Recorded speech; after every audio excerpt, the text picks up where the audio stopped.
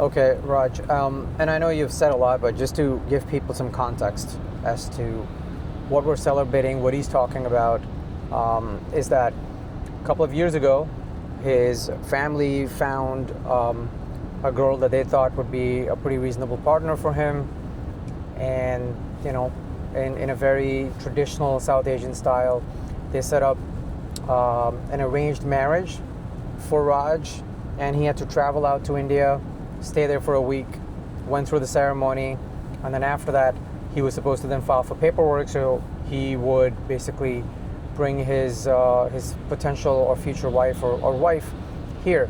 But at that point, some complications came up in the sense that she showed no interest in following through the process of completing all the paperwork to come here, upon which Raj asked her why she wouldn't do that, and she completely changed the entire underlying foundational story of why they were getting married. That one.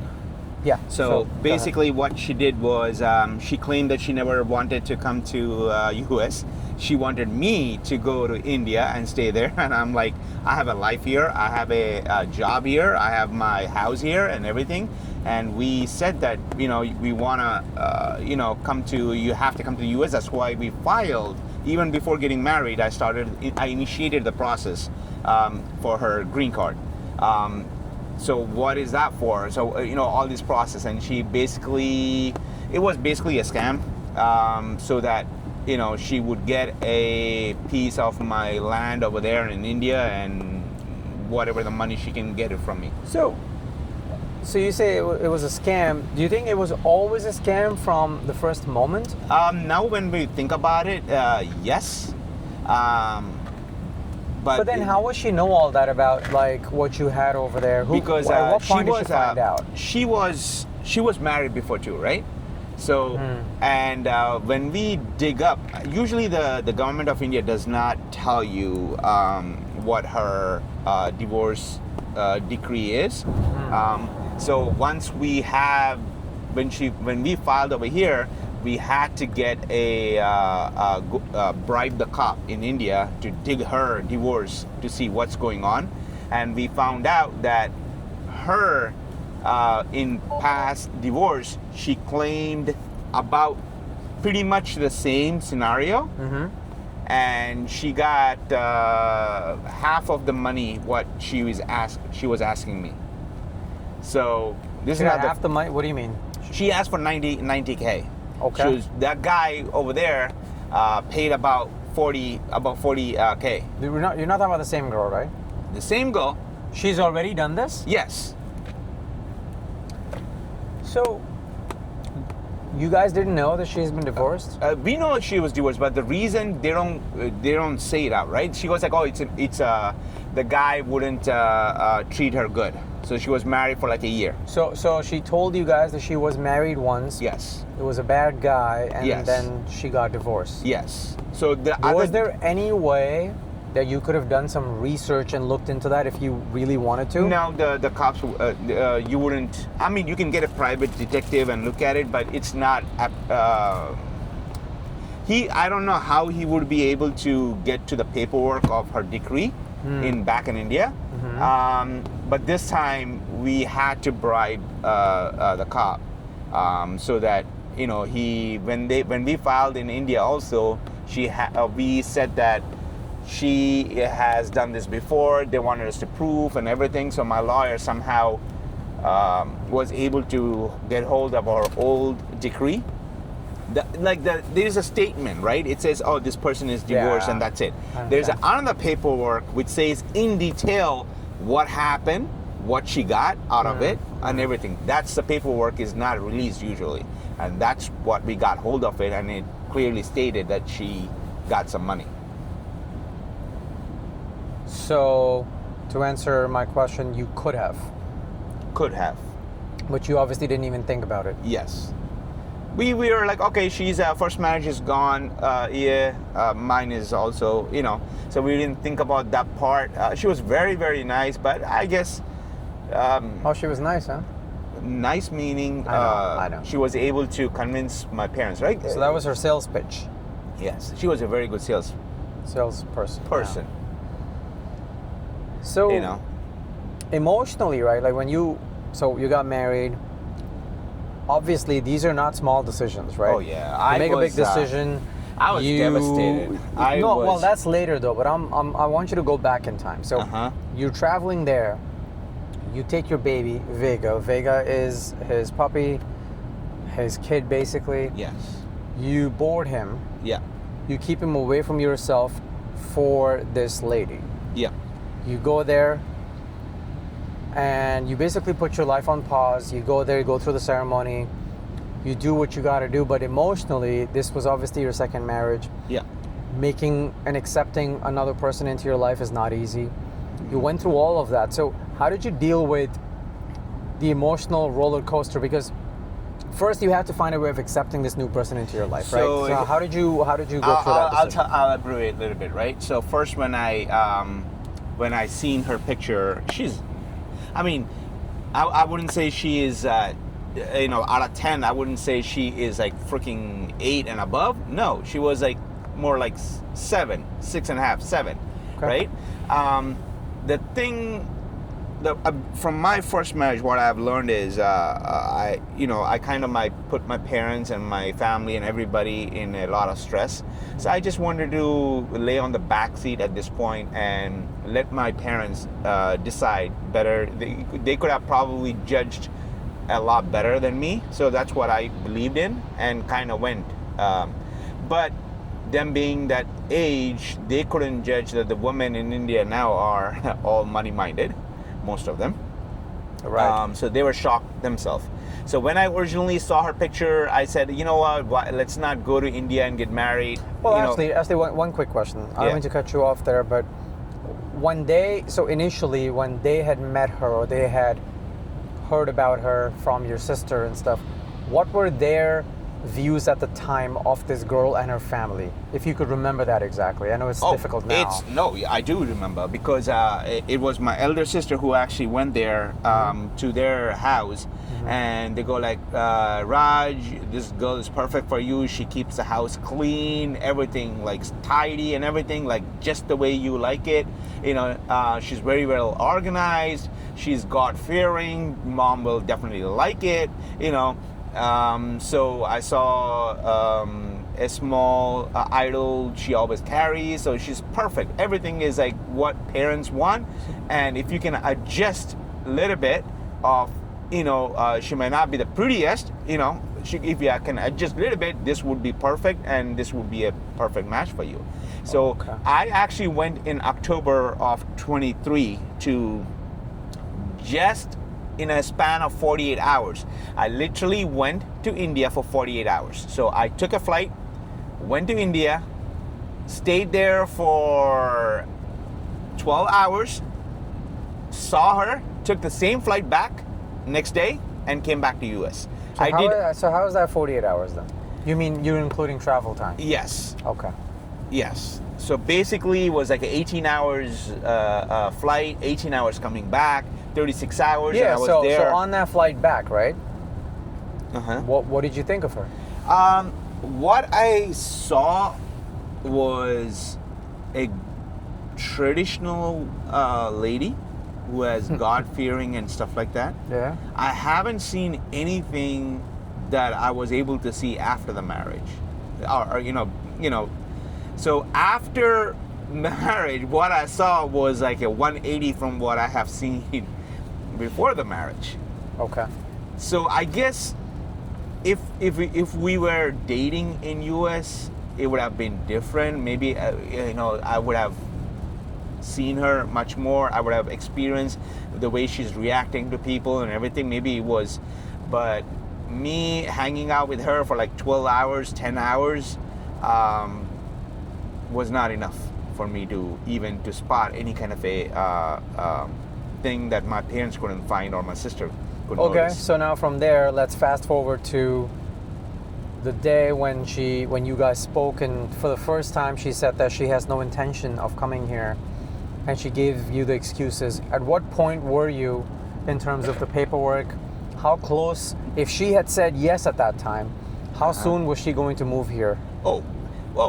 She basically, here's the thing. When I filed for, the first red flag happened when I filed for before the marriage, when I filed for her green card, right, in the process to get that thing going.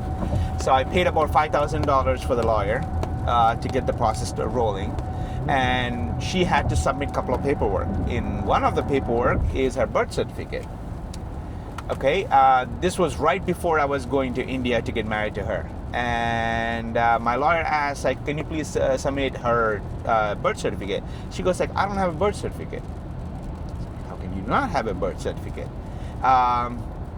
She goes like, because don't you know? Yeah. Witches aren't born? No. I was like, how come you cannot have a birth certificate? I was like, I never got the birth certificate. I was basically like a homeborn. So I was like, how did you have a passport to go to South Korea? She went to South Korea for her education, right? That's where her first husband was, right? Who asked her this question? I did. You asked her, okay. Yeah. So, and she goes like, oh no, there was I do have an old one, but what happened was it says I was born in 1982, but I was actually born in 1983. So there was a year difference, so my passport doesn't match my date of birth certificate. You know, I was like, how is that possible? So you got to get this corrected. You have to go to your original hometown and get this corrected. So that was why do you think she was playing these games? She didn't want it to. Maybe the passport, then if she has to submit that, she have to also submit her divorce decree. Maybe she thought that, you know, that might reveal something, you know. So that's why. Can we get the day mode back? So once she has hit the display, lining, no, hold on, dynamic display. Okay, there we go. Yep, there we go. Perfect. Okay. So at that point, she has to submit her divorce decree.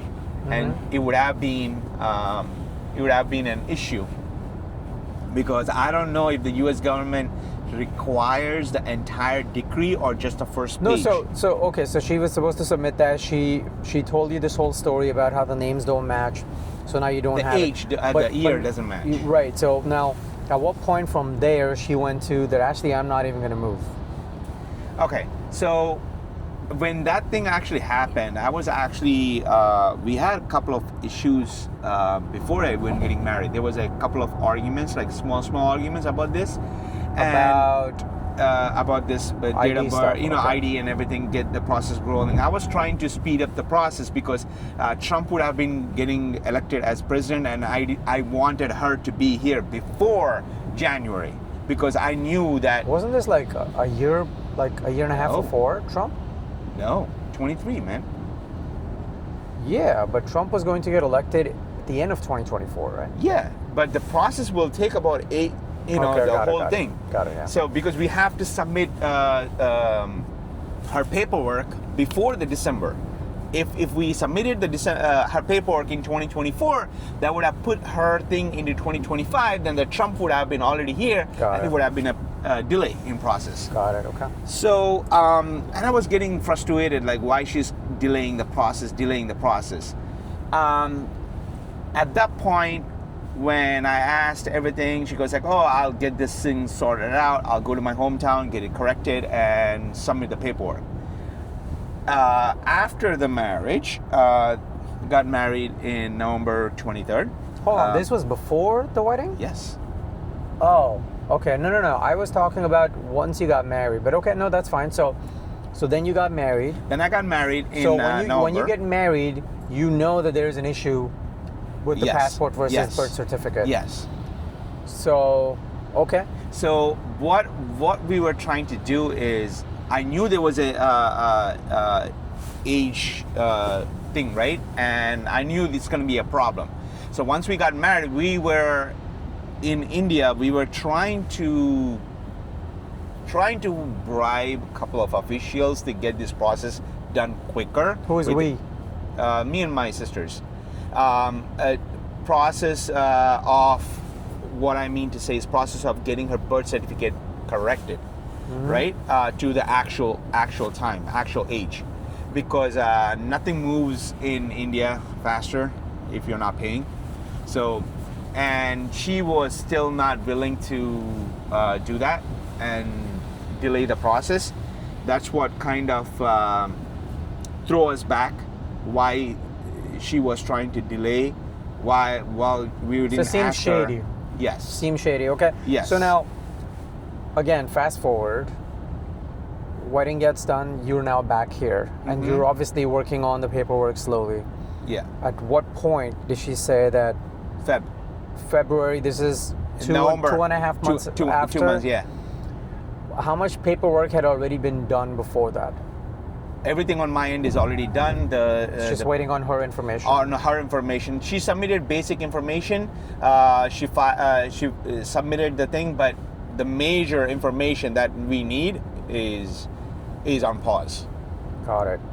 And when we said what happening, then when she said it's taking a while for her date of birth certificate to come in, we offered that, hey, we know somebody, we can get this thing done. She goes like, no, I want to go the legal route. So now when she said that it's taking a while for her birth certificate to arrive, how long was it taking? Oh, she said it that had been weeks? Oh, months. Months. So, She said that it will take months.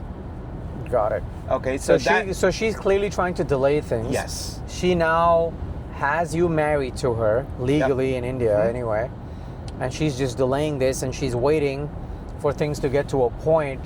And this is my guess, by the way. Tell me if I'm wrong. Yeah. I think she's waiting for things or conversation between you two to break down to the point where you say, okay, enough is enough. This is not working.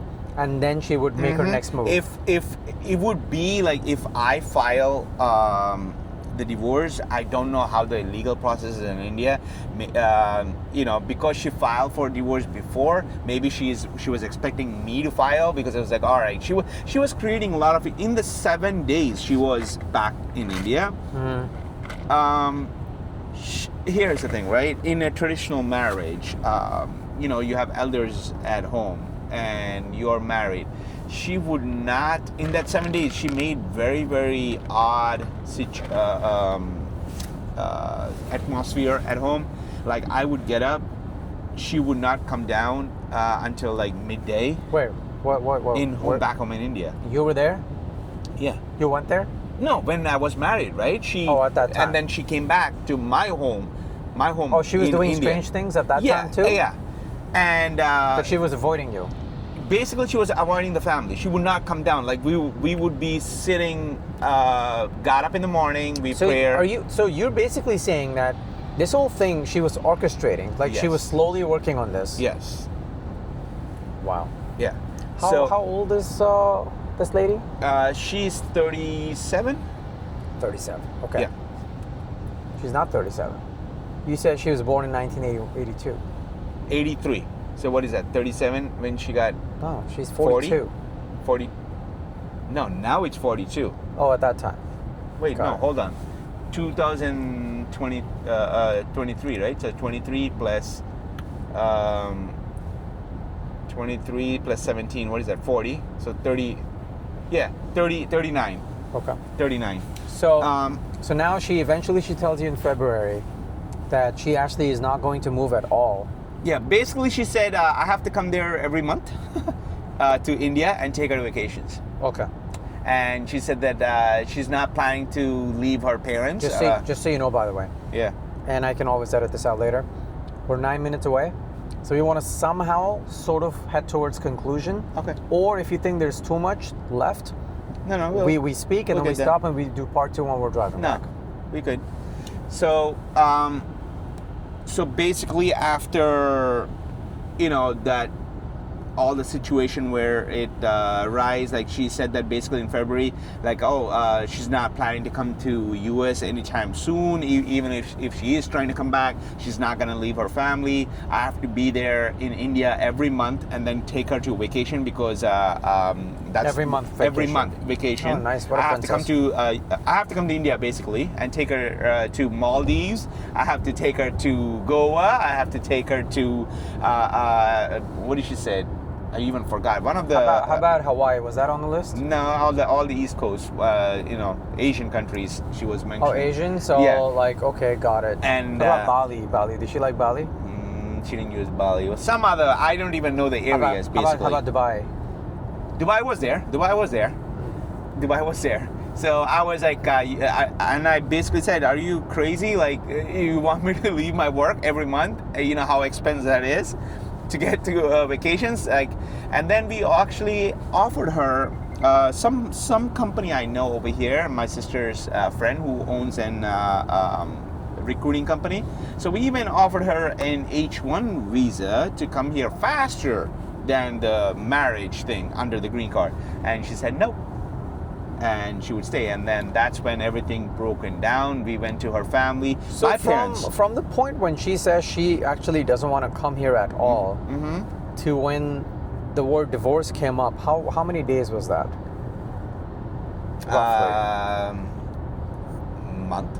A month. Yeah. So over a month, it went from I'm not coming there to okay, let's get divorced. Yeah. And you were the first one to bring that up? Nope, she did. She brought that up because she probably figured that was the right time, and then She basically went and filed an FIR. It's a first-hand report on what? in India saying that I am torturing her. How? You tell me. My family was torturing her.